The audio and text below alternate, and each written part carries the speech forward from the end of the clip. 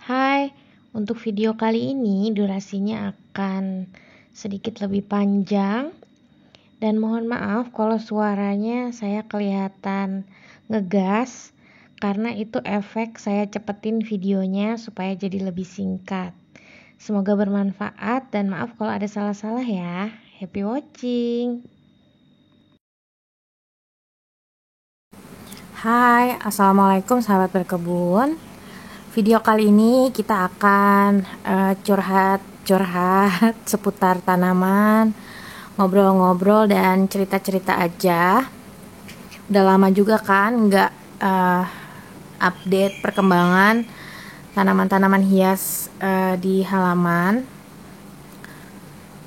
Mungkin dari ini dulu ya, cerita sinar matahari. Nih, bisa dilihat kan sinar mataharinya itu yang kedapatan hanya sebelah sini aja.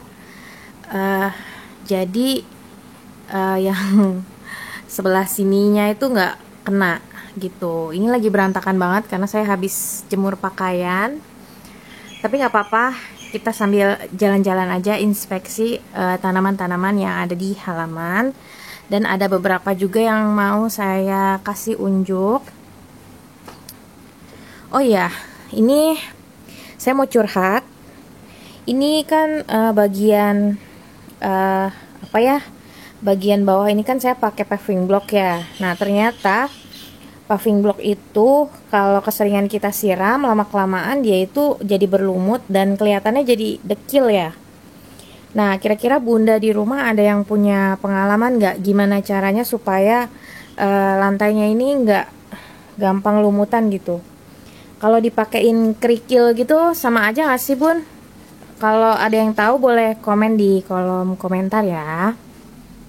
Tuh, jadi dia tuh gampang berlumut ternyata kalau pakai paving block. Jadi kelihatannya kayak kurang bersih aja gitu. Jadi saya tuh rencananya mau pakein kerikil. Jadi saya nanya dulu makanya kalau pakai kerikil sama aja atau nggak berlumut gitu. Kita mau ngobrol-ngobrol dari apa dulu ya? Dari ini dulu deh. Nih, ini udah lama nggak saya update. Ini ada Spanish moss yang saya gantungin di bawah pohon kelor. Ini pohon kelornya. Ini Spanishnya. Dulu ini nggak sepanjang ini ya. Paling tuh nih kan saya gantung di situ. Paling dulu tuh panjangnya hanya segini loh. Bener-bener cuma segini, sekitar 40 cm. Nah, setahun kemudian ini panjang banget Bun. Ini panjangnya udah kayaknya 2 meteran deh. Dan dia juga makin lebat. Ini masih banyak yang nanya ke saya, gampang atau sulit melihara si Spanish moss ini. Jawabannya ini gampang banget. Yang penting tuh yang pertama sirkulasinya harus lancar. Yang kedua jangan tersengat sinar matahari secara langsung karena nanti dia akan garing. Nih, dulu saya sempat salah treatment kepanasan, jadi garing kayak gini kan. Terus saya rawat lagi sampai akhirnya dia banyak keluar daun-daun baru tuh. Jadinya bagus lagi gitu. Yang pengen tahu gimana cara treatmentnya, nanti saya simpan linknya di description box karena udah pernah bikin gimana caranya rawat si Spanish ini. Oh ya Bun, ini si Spanish moss ini juga termasuk tanaman udara. Jadi Bunda nggak usah mikirin kapan dipupuk, kapan ganti media tanam, nggak perlu karena dia itu menyerap nutrisi dari udara. Sama halnya seperti yang ini. Ini namanya Tillandsia intermedia. Nih, akarnya nempel di batang kelor. Ini juga sama. Ini umurnya udah tahunan. Ini yang tadinya satu, udah beranak jadi dua. Tuh. Ini tanaman udara. Mereka yang penting jangan kepanasan aja, sinar matahari langsung tuh jangan. Kalau punya pohon di rumah ditaruh di bawah pohon itu bagus sih. Ini juga sama. Ini dari kecil, saya piara dari kecil sampai akhirnya sekarang besarnya udah setelapak tangan saya tuh. Ini nggak saya apa-apain, cuman disimpan aja di sini. Ya kalau waktunya siram ya disiram gitu, simpel banget. Ini Dischidia major. Ini juga pokoknya kalau semua jenis Dischidia itu jangan kena sinar matahari langsung. Jadi dia di teduhan aja. Tuh ini udah keluar seluruh-seluruhnya.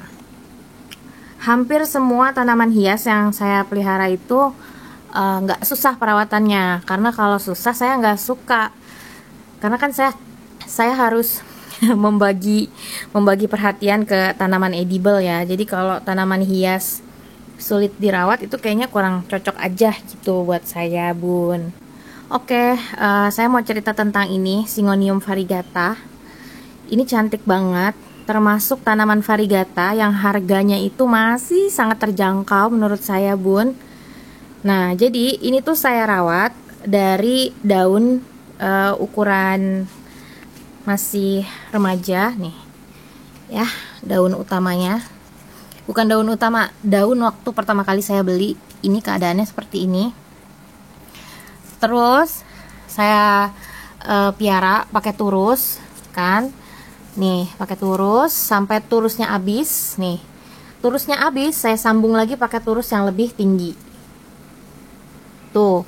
Nah, turus yang lebih tingginya ini habis, akhirnya saya males kan untuk nambah turus lagi. Ya udah, akhirnya saya rambatin ke batang kelor. Nah, terus ini akar anginnya kan dia nempel nih, nempel ke batang kelor. Nah, setelah akar-akar anginnya ini nempel semua, ukuran daunnya lama-kelamaan menuju ke ukuran daun dewasa. Jadi Syngonium ini kalau daunnya udah mature atau sudah dewasa, dia tuh bisa belah-belah gitu loh, Bun. Ini udah mulai belah 3 nih, 1, 2, 3. Nanti biasanya bisa sampai 5, bisa sampai 6 malah. Cantik banget kan? Tuh, ini udah. Ini daun yang mau mekar, ini besar kemungkinan dia akan belah juga gitu. Jadi pesan dari cerita saya kali ini adalah kalau mau punya Syngonium yang bentuk daunnya bisa belah-belah, jangan dipotong-potong terus, Bun, karena kalau nanti kita potongin terus, nanti ukuran daunnya akan terus-terusan jadi ukuran daun remaja, nggak bisa belah seperti ini gitu. Cara rawat Syngonium nanti saya simpan linknya di description box, sudah pernah bikin videonya juga. Ini sebenarnya asik sih kalau ngerawat tanaman dari kecil sampai nanti daunnya bisa bisa dengan ukuran dewasa gitu ya. Kayak ini Epipremnum pinnatum variegata. Ini, Bun, di rumah saya tuh udah sekitar berapa ya? 6 bulan mungkin ada. Ini daun barunya udah mulai belah, tuh udah mulai belah-belah. Udah mulai berlubang. Nah, ini dulu saya awal adopsi, awal tanam itu ukuran daunnya cuma segini aja. Nih, bayangin ukuran daunnya hanya sama jempol saya aja, gedean jempol saya tuh. Ini 2 daun dulu saya ngerawat, terus akhirnya dia nambah daun ketiga, nambah daun lagi keempat, daun kelima, sampai akhirnya saya pepetin nih ke tembok. Kemudian dia akar anginnya kan nempel nih ke tembok. Nah, semakin akar anginnya banyak yang nempel ke tembok, itu ukuran daunnya akan semakin cepat besar. Tuh, lama-kelamaan makin ke atas makin besar dan makin belah. Nanti kalau udah mature ukurannya, sudah ukuran dewasa, ini nanti bakalan jadi bagus banget, Bun. Dan harganya pun udah lumayan mahal ya untuk ukuran daun yang udah sobek-sobek semuanya. Jadi, bunda-bunda di rumah kalau pengen punya tanaman variegata yang cantik tapi nggak mau keluar banyak rupiah, bisa rawat dari yang kecil kayak saya gini. Jadi dari ukuran baby kita rawat sampai besar. Lagi pula kalau ngerawat dari bayi itu malah lebih seru sih kalau saya pribadi. Lihat nih batangnya, variegatanya kelihatan banget ya. Tuh. Ini akar anginnya juga bagus banget. Lanjut, mau ngobrol apa lagi ya? Oh ya, ini saya punya lidah mertua. Ini namanya lidah mertua Honey Philippine. Jadi dia itu kalau ditaruh di teduhan warnanya tuh nggak seperti ini, warnanya hijau. Nah, jadi memang harus ditaruh di tempat yang agak terang seperti ini, Bun. Nanti dia jadi kuning. Nih, ini anakannya, lihat. kuning full, cantik banget. Ini daunnya yang tadinya ini hijau kayak gini gitu. Jadi memang terkadang tuh ada tanaman yang harus kita kasih sinar matahari lebih banyak, ada tanaman yang harus kita taruh di tempat adem. Jadi intinya tuh semua disesuaikan sama jenisnya aja gitu bun. Nih bisa dilihat kan, ini teduh ya di sini di rak bagian nomor 3. Ini saya simpan dischidia. Tuh, ini stekan loh. Ini stekan saya sendiri. Medianya pakai kokopit. Cara stek dischidia udah pernah saya bikin videonya. Nanti saya simpan linknya juga di description box. Nah, ini disimpan aja di teduhan. Nanti lama-kelamaan dia akan berakar, terus tumbuh daun baru. Tuh ya, ini rata-rata dischidia semua. Nah, ini adalah dischidia imbricata. Dulu saya pernah bikin videonya. Jadi si imbricata ini saya tanam pakai full lumut dan sekarang dia udah mulai keluar daun baru tuh, daun barunya. Padahal katanya imbricata ini termasuk dischidia yang sulit. Tapi ternyata nggak sesulit itu. Asal perawatannya baik, perawatannya benar, dan tentunya harus sabar gitu ya. Oh iya, kemarin juga ada yang nanya, Mbak itu rak bagian bawah apa? Nah, kalau yang paling bawah ini saya simpan kayak stekan-stekan tanaman gitu loh. Ini saya lagi nyetek pilo lemon ya. Kan saya punya indukannya yang super lebat. Nanti saya kasih tahu ya indukannya. Ya udah, ini akhirnya saya potong-potong, terus saya stek, saya simpan di sini gitu. Karena terkadang tanaman itu butuh juga loh dipangkas. Jadi kayak ini ya, ini Rhapidopora pertusa. Ini nggak pernah saya pangkas tadinya karena saya mikirnya kan ya udahlah biar sampai gede dulu gitu. Tapi karena kemarin kurang sehat, akhirnya saya pangkas. Terus keluar daun barunya malah jadi sehat-sehat tuh. Ukuran daunnya juga jadi lebih besar. Tuh, ini juga udah mulai belah-belah daun barunya kan. Jadi terkadang tanaman itu juga butuh dicukur sih. Dicukur. Kalau ini tetrasperma, ini juga habis saya potong. Nih. Bun, bekas dipotong ya. Nih, saya potong di sini. Lalu kemudian dia bertunas kan dari sini. Nah, ternyata tunas barunya itu daunnya malah lebih besar-besar tuh. Lebih sehat, lebih glowing. Tuh, glowing banget ya bun ya. Kalah ini tukang kebunnya. Tuh, jadi ya terkadang kalau udah cukup rimbun, mungkin beberapa bulan sekali memang dipangkas itu bisa meremajakan tanaman itu sendiri gitu. Ini mah tetrasperma yang import. Oke, udah ya yang sebelah sini kita kuliknya. Kita mau ngulik yang sebelah sana, berantakan sekali. Nah, jadi di sini tuh area tempat saya simpan tanaman-tanaman yang saya stek juga. Karena di sini tuh spotnya tuh adem gitu. Di sini ada macam-macam, ini ada pertusa, terus ada syngonium, ada philodendron hastatum, ada tetrasperma, banyak pokoknya. Jadi ini juga buat sahabat yang suka nanya di Instagram, saya jual tanaman atau enggak? Jawabannya adalah jualan, tapi nggak setiap hari. Jadi saya tuh jualan kalau stekan saya udah ada yang berakar gitu ya. Kayak gini nih misalkan. Ini tetrasperma. Ini udah keluar daun baru, udah berakar. Nah, baru ini nanti saya jual gitu. Biasanya saya uploadnya di IG story. Jadi saya tuh nggak selalu jualan. Jadi kalau di DM banyak yang nanya, Mbak Ayu mau beli ini dong gitu, mau beli itu gitu. Suka nggak saya respon karena saya tuh jualannya nggak setiap waktu. Jadi kalau saya jualan ya saya upload, kalau saya nggak upload tandanya nggak jualan gitu. Terus ini saya punya philodendron ring of fire yang variegata. Habis saya potong, saya cutting. Kemudian dia keluar daun baru kan. Nah, daun barunya tuh jadi menor banget. Masya Allah, lihat. Cantik ya. Tuh, cantik banget. Nih. Ini juga termasuk tanaman variegata yang harganya belum terlalu tinggi. Tapi nggak tahu juga sih. Udah nggak terlalu update harga, soalnya berapaan sih sekarang harganya? Kalau ada yang tahu boleh komen. Ini saya lagi jemur Carnivora plant. Tuh. Ini juga kemarin saya udah bikin video khususnya. Nanti saya simpen lah linknya di description box. Banyak amat yang mau simpen di description box. Nanti ujung-ujungnya saya lupa nyimpen linknya. Nah, ini dia nih. Ini indukannya Pillow Lemon yang tadi saya stek itu loh.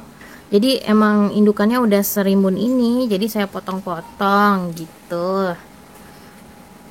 Kalau area ini nih per anthuriuman, anthurium saya simpen di sini.